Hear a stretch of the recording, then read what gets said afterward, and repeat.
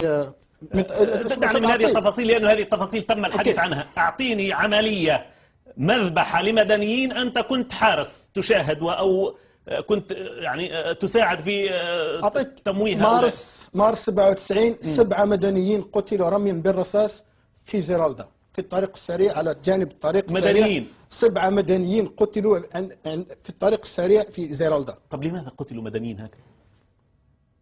أنت كنت ماذا تفعل هناك؟ أنا كنت معهم مع القتلة. أنا كنت معهم. هل كانوا ملثمين؟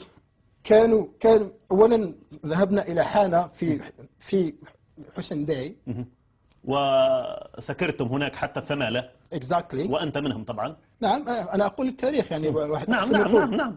وبعدين قالوا يلا نمشي.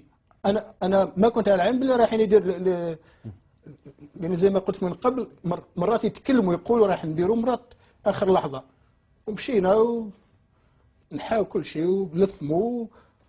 كانوا يتلثمون. كانت اللحاة موجودة في السيارة. نعم كانت عندهم أشياء في السيارات دائما. أجهزة في السيارات كان أشياء لحية. لا كل شيء. بناطيل قصيرة. كل شيء قمصان ومرات. هذا الكلام دقيق للتاريخ. هذا تقول للتاريخ طبعا من يشاهدهم يقول هؤلاء إسلاميون.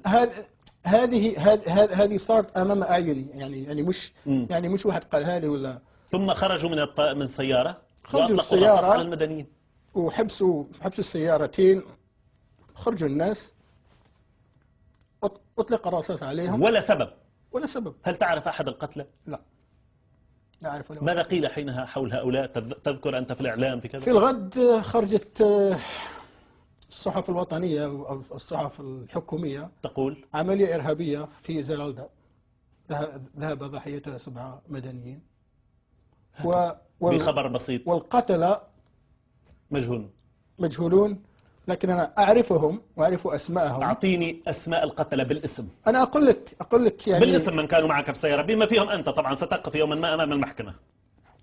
لا أنا سوف أقف أمام المحكمة إذا حكموا الناس الذين قتلوا. يعطيني أسماء القتلة لأننا مضطرين نتوقف في الفاصل. أسماء القتلة بالاسم. أولا الضابط عباس. عباس هذا الذي عباس كان معك. نعم. كان أيضا طازير المدعو زبير. وأيضا حسان. وأيضا الياس. كلهم يعني ضباط في المخابرات. كلهم ضباط. وكان أيضا ضابط آخر اسمه فريد لكن لا أعرف اسمه لأنه كان قليل يعني معايا. لكن هؤلاء الخمسة.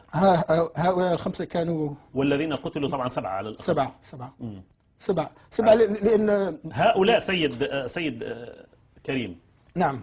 يعني أنا لا أدري أتجوز أن أناديك بكلمة سيد أم لا لأنه بعض الجزائريين سيتهمونني الآن كيف تنادي قاتل بكلمة سيد. واعذرني في ذلك أنا الآن هنا أتعامل مهنيا يعني.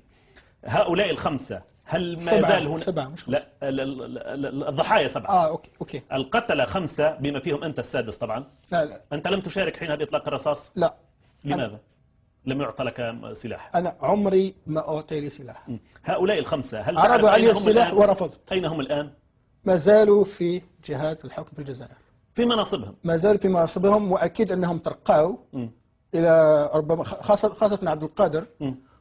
لأنهم يعني فعلوا أشياء كثيرة توجه الكاميرا أمامك لأن هؤلاء الأعضاء الخمسة قتلة عبد القادر ومنير قتل مجرمون وحسان والياس قتل مجرمون كانوا يتباهون بعدد القتلى الذين قاموا بقتلهم.